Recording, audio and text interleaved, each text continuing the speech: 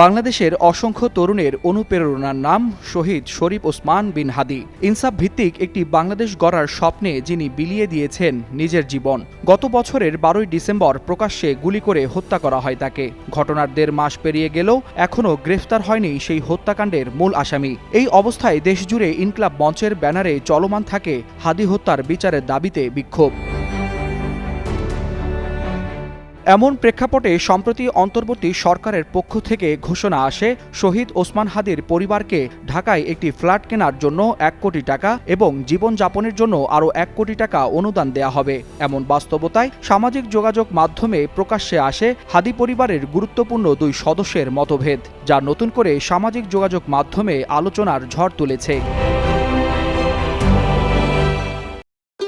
ভবিষ্যৎ হোক নিরাপদ, বিনিয়োগ হোক বিশ্বস্ত, আর আমার পছন্দ সল্ট বে। ওয়েলকাম টু সল্ট বে।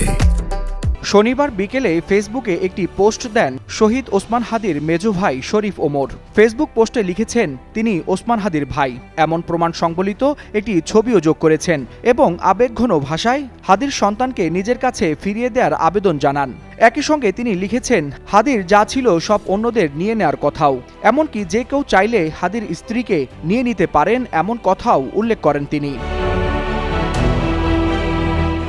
হাদীর মেজো ভাইয়ের এই পোস্টটি শেয়ার দিয়ে তীব্র প্রতিক্রিয়া জানান ওসমান হাদীর স্ত্রী রাবেয়া ইসলাম শম্পা। ক্যাপশনে তিনি স্পষ্ট ভাষায় লেখেন ওসমান হাদীর স্ত্রী কোনো পণ্য নন যে কেউ চাইলেই নিয়ে নিবে। পাশাপাশি তিনি উল্লেখ করেন তার সন্তান ফেরনাসের পিতা একজনই, শহীদ ওসমান হাদী।